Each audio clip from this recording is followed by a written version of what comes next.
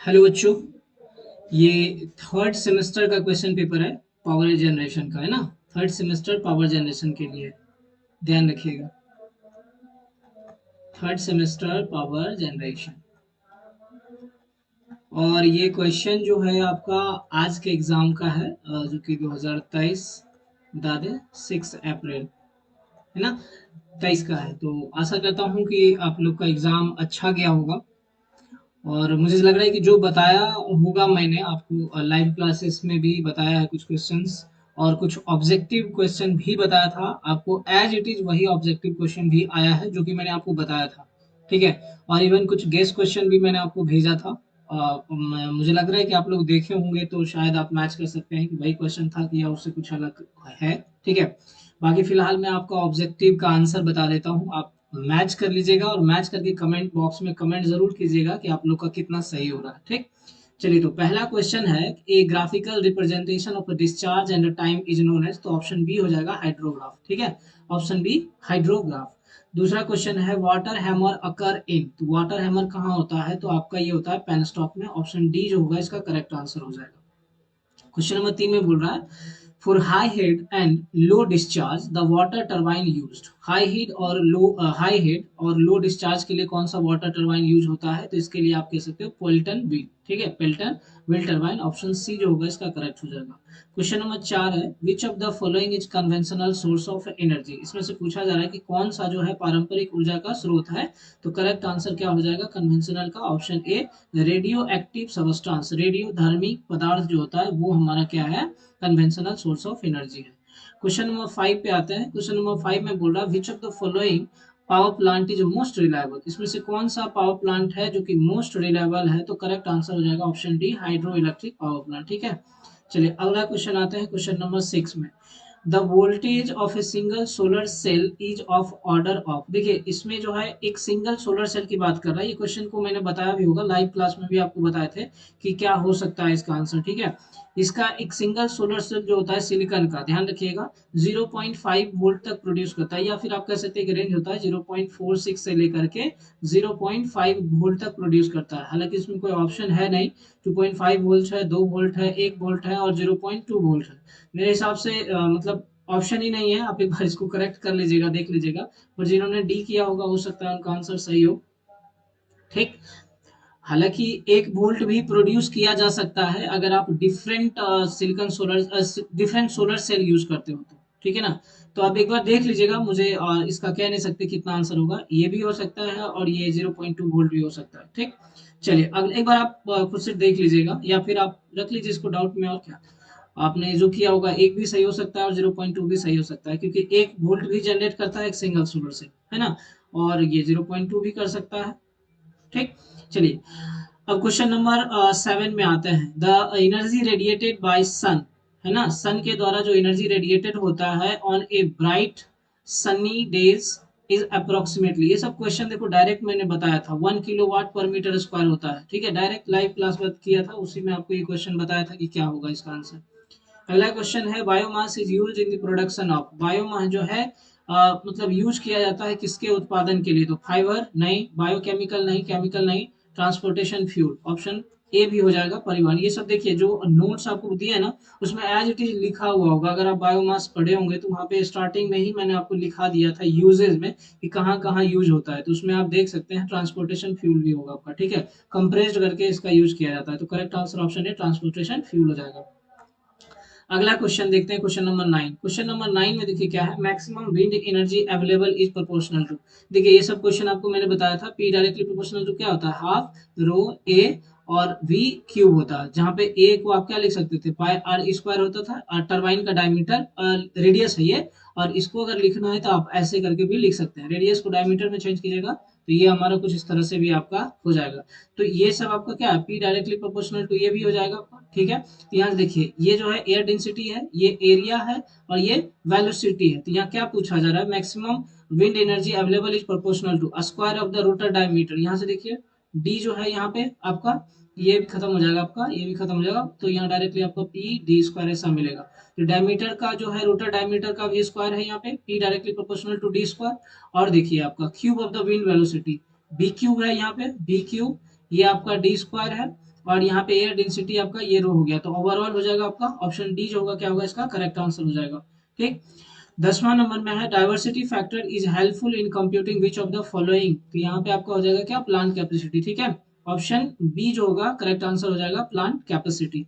अगला क्वेश्चन है 11 नंबर में, which of the following is not the advantage of interconnected power system, इसमें से कौन सा है जो कि इंटरकनेक्टेड पावर सिस्टम का एडवांटेज नहीं है। It increases the reliability of the power supply, बिल्कुल ये इंटरकनेक्ट करने से रिलायबिलिटी भी क्या होता है बढ़ता है। It reduces the capital cost and operating cost, देखिए कम आपका पावर प्लांट कम बनाने की आवश्यकता होगी, तो यहाँ पे भी आप कह सकते हैं कि कैपिटल कॉस्ट वगैरह क्या होगा ये रिड्यूस होता है, तो एडवांटेज हो गया।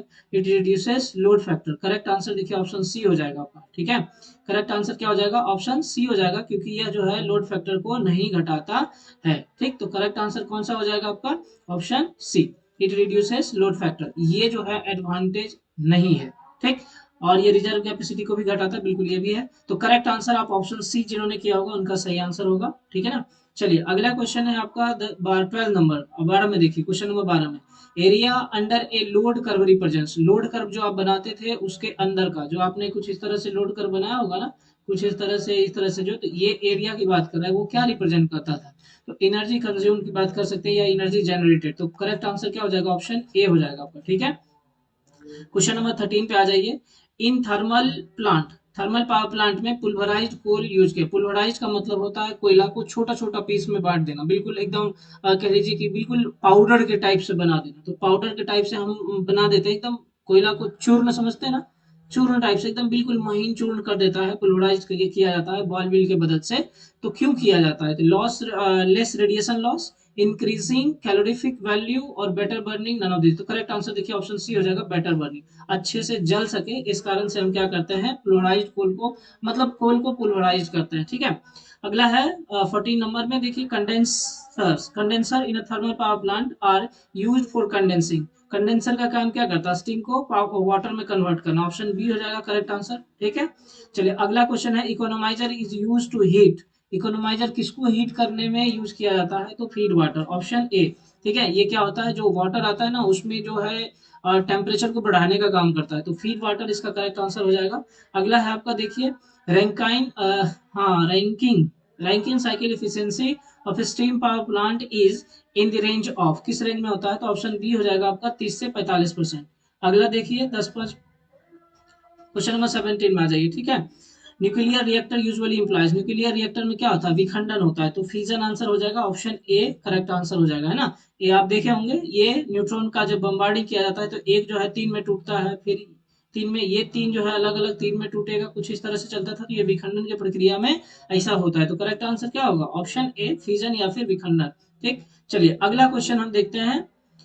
अगला क्वेश्चन में क्या है देखिए 18 में, the function of a moderator in a nuclear reactor, moderator का काम क्या होता है न्यूक्लियर रिएक्टर में, मॉडरेटर का काम क्या होता है, तो ये न्यूट्रॉन की गति को क्या करता है कम कर देता है, तो करेक्ट आंसर क्या हो जाएगा option C, to slow down the neutrons. ठीक है, जो न्यूट्रॉन का बम्बार्डिंग करके जो आप अलग अलग टूटता है, मतलब ये मान लीजिए तीन में टूटा, फिर ये तीन में टूटेगा, ठीक है, फिर ये तीन में टूटेगा, ये भी तीन में टूटेगा, ऐसे करके, समझ रहे बात को, तो इस मतलब अगर अधिक मात्रा में अगर टूटने लगेगा तो क्या होगा, ये सब में अधिक मात्रा में न्यूट्रॉन निकलने लगेगा, जो एक तरह से बम बन सकता है आपका। ठीक है, तो इसलिए क्या करता है जो न्यूट्रॉन निकलता है ना इसको स्लो किया जाता है, मतलब उसको रिड्यूस कर दिया जाता है। ठीक, तो यहाँ पे कह सकते हैं क्या होगा कि न्यूट्रॉन को क्या किया जाता है स्लो डाउन किया जाता है, उसकी गति को धीमा कर दिया जाता है, करेक्ट आंसर ऑप्शन सी हो जाएगा। 19 नंबर में diesel engine for diesel electric power plant are usually, क्या होगा, तो करेक्ट आंसर हो जाएगा ऑप्शन बी सुपर चार्ज। ठीक है, अगला है 20 number question, the thermal efficiency of a diesel engine in comparison to that of a petrol engine, क्या होता है, तो डीजल इंजन का इफिशियंसी जो थर्मल इफिशियंसी जो होता है ज्यादा होता है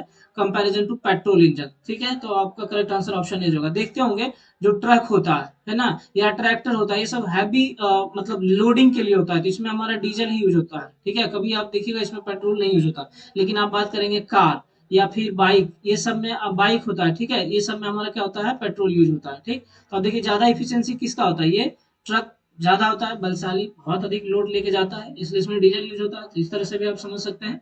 थर्मल इफिशियंसी जो होता है बेटर बर्निंग भी आप कर सकते हैं, किसका होता है ज्यादा हीट करता है डीजल इंजन। ठीक है, तो अधिक हो जाएगा। तो ये था आपका 20 क्वेश्चन, आप मैच कर लीजिएगा और जो भी आंसर होगा जरूर एक बार कमेंट करके बताइएगा कि आपका कितना आंसर सही हो रहा है। बाकी सब्जेक्टिव क्वेश्चन भी आप लोग कर ही लिए होंगे, देख सकते हैं, एक बार मिला लीजिए। Discuss the merit and demerits of steam power plant, ये भी बताया हुआ है, बताए थे आपको। ये भी क्वेश्चन बता दिया था कि सारा पावर प्लांट का एडवांटेज डिसएडवांटेज और साइड सिलेक्शन जरूर पढ़ के जाइएगा। तो वही है आपका मेरिट और डिमेरिट, एडवांटेज डिसएडवांटेज पूछ रहा है। ठीक है, थर्मल पावर प्लांट का लोड ड्यूरेशन कर्व और इंटीग्रेटेड लोड कर्व आपको पूछ रहा है, आराम से ये सब कर सकते हैं। ठीक है, ये सब बताया हुआ क्वेश्चन है। How a good load factor and good diversity factor help to keep overall of low of generation low. देखिए ये सब क्वेश्चन आपको चैनल पे भी मिलेगा, आपको ऐसे ही बताया हुआ आपका load duration curve, integrated load duration curve, ये सब बताया हुआ आपका। ठीक है ना, तो आप जब इस क्वेश्चन को देखिएगा तो आपको यहाँ पे मिल जाएगा। ठीक है, what is why is it advantageous to interconnect various power plant, मतलब सीधा सीधा बोल रहा है कि advantage of interconnected power plant के लिए इंटरकनेक्टेड सिस्टम, उसका एडवांटेज पूछा जा रहा है। देखिएगा ये सब क्वेश्चन चैनल पे अभी भी पढ़ा होगा, अगर देखे होंगे तो डेफिनेटली आपको कुछ ना कुछ फायदा मिला होगा इसमें।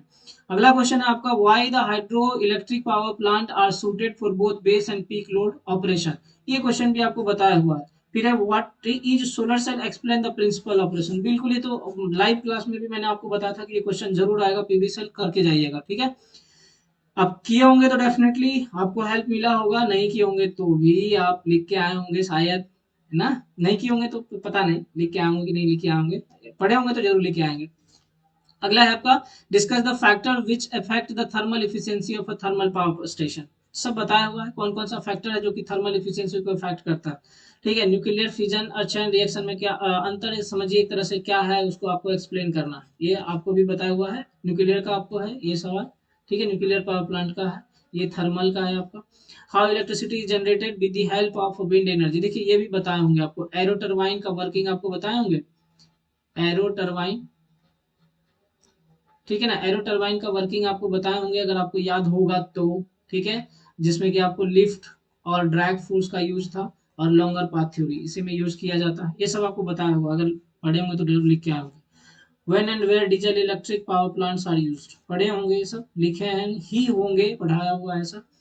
What are the advantage and disadvantage of interconnected of a power station, देखो ये सब आपका रिपीट किया हुआ क्वेश्चन है, अभी 4 नंबर में भी पूछा था, यहाँ 6 नंबर में पूछ रहा है। Explain the method of power transfer between two station, बताया हुआ क्वेश्चन है। Discuss the various factor to be considered in the selection of a site for wind power plant, site selection आपको पूछा जा रहा है किसका, विंड पावर प्लांट का, कहाँ कहाँ पे सेलेक्ट करते हैं, ये सब तो लिखे।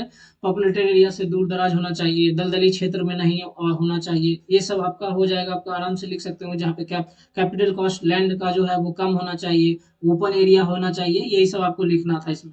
Explain the working of horizontal axis large wind power plant, आराम से HAWT, ये लाइव क्लास में भी मैंने रिपीट किया था, देख लीजिएगा एक बार। Draw the symmetric arrangement of nuclear arrangement of nuclear power plant and its working, very बहुत आसान क्वेश्चन है। Problem associated with nuclear power, क्या प्रॉब्लम होता है न्यूक्लियर पावर प्लांट में, ये भी बताया हुआ था, और इसका सिमेट्रिक डायग्राम भी आप बनाए होंगे और उसको एक्सप्लेन करना था, डेफिनेटली लिखे होंगे। वंस अगेन रिपीट किया हुआ क्वेश्चन है, देखिए। Describe the construction and working of a solar photovoltaic और प्लांट विद नीट डायग्राम, देखो इसको भी मैंने लाइव क्लास में बताया था। ठीक है, draw the neat symmetric diagram of a coal fire thermal power plant, ठीक है, ये भी आपका थर्मल से ही रिलेटेड है, थर्मल पावर प्लांट का ही बात कर रहा है। Discuss briefly in function of each component, thermal power plant का ब्लॉक डायग्राम बनाना है, उसको एक्सप्लेन करना है। ठीक है, what are the important factor to be taken into account while selecting the site of a thermal power plant, site selection है किसका, थर्मल पावर प्लांट का। ठीक है, देखो दो साइट सिलेक्शन आपसे पूछ दिया, बोला था आपको, रिपीट कर लीजिएगा एक बार, कॉमन बहुत सारी चीज मिल जाएगा आपको ये सब में, है ना। तो थर्मल का भी साइट सिलेक्शन पूछ दिया, और फिर आपका एक विंड का थर्मल साइट सिलेक्शन पूछा, डेफिनेटली आप किए होंगे। बताया क्वेश्चन है, जो नहीं आ रहा होगा और वाला बना सकते होंगे, ऐसा नहीं है कि नहीं बनाए होंगे। Discuss the various factor to be considered in selection of a site for hydro electric power, फिर से देखिए ये साइट सिलेक्शन है आपका, साइट सिलेक्शन हाइड्रो का, देखिए। ठीक है, बोला था ना, सर रिपीट कर लेना, सिर्फ साइट सिलेक्शन से 3 क्वेश्चन है आपके पास, हाइड्रो का है, थर्मल का है, विंड का है। साइट सिलेक्शन अगर करके गए होंगे तो आसानी से आपका ये सब स्कोर कर सकते हैं। What are the different turbine which are commonly employed in hydro electric power plant, discuss different factors on their, definitely पढ़े होंगे। आपका 2 प्रकार का होता है, इम्पल्स इम्पल्स और रिएक्शन, है ना। इसी में आप लोग पढ़े होंगे कैप्लान टरबाइन, कैप्लान पढ़े होंगे, फ्रांसिस पढ़े होंगे, पेल्टन व्हील पढ़े होंगे, यही सब आपको यहाँ पे लिखना था। डेफिनेटली मुझे उम्मीद है कि आप लोग लिख के आएंगे। शॉर्ट नोट लिखना है, बेस लोड पे और पीक लोड पे direct drive wind power plant. देखो ये क्वेश्चन भी रिपीट किया हुआ है, मैंने बताया था आपको, ठीक है। और biomass based power generation plant, देखो ये क्वेश्चन भी, ये सब क्वेश्चन को मैंने तो लाइव में बताया। 2 घंटे 4 घंटे का जो सेशन था उसमें ये क्वेश्चन बताया हुआ था, direct drive wind power plant, biomass based power generation. तो ये सब आप उम्मीद कर रहे हैं कि लिखे होंगे, है ना। उसके बाद इसी में और में है, तो आप बेटर है ऊपर वाला लिख लिए होंगे तो अच्छा होगा मेरे हिसाब से। और में शॉर्ट नोट लिखना है आपको किसी दो पे, average demand and maximum demand. देखो ये सब भी मैंने बताया था ना कि सबका डेफिनेशन जरूर करके आना। और देखो ये डेफिनेशन से 4 क्वेश्चन है, एवरेज डिमांड है, मैक्सिमम डिमांड है, बेस लोड, पीक लोड, ये सब आपका डेफिनेशन से ही आया हुआ क्वेश्चन है। Thermochemical based municipal power plant, देखो ये मैंने नहीं बताया क्वेश्चन, ठीक है। चलो ये नहीं बताया तो कोई दिक्कत नहीं है। Reason of a grid system fault and remedy, ये क्वेश्चन भी आपको कराया हुआ है, चैनल पे भी पढ़ा होगा, ठीक है। तो मेरे हिसाब से लग रहा है कि जो भी क्वेश्चन आपको बताया गया है और जिन्होंने लाइव क्लास अटेंड किया होगा तो एटलीस्ट उससे सोलर और विंड से तो कोई भी सवाल नहीं छूटा होगा। और जो वीडियो पढ़ा हुआ है ऑलरेडी, आपने वीडियो भी देखा होगा चैनल पे, तो एटलीस्ट इंटरकनेक्टेड पावर प्लांट और मतलब जो भी आपका लोड कर्व वगैरह पूछा होगा या लोड ड्यूरेशन कर्व या जो डेफिनेशन वगैरह पूछा है, तो ये सब क्वेश्चन आप आराम से कर सकते थे, है ना। तो ओवरऑल मुझे लग रहा है एग्जाम आप लोग का अच्छा गया होगा, मैं ऐसा उम्मीद कर रहा हूँ आपसे। बाकी आप आंसर मैच कर लीजिएगा ऑब्जेक्टिव का, और कितना आपका आ रहा होगा एक बार कमेंट करके जरूर बताइएगा, ठीक है। चलिए आज के लिए हम लोग इतना रखते हैं, फिर मिलते हैं अगले लेक्चर में, धन्यवाद।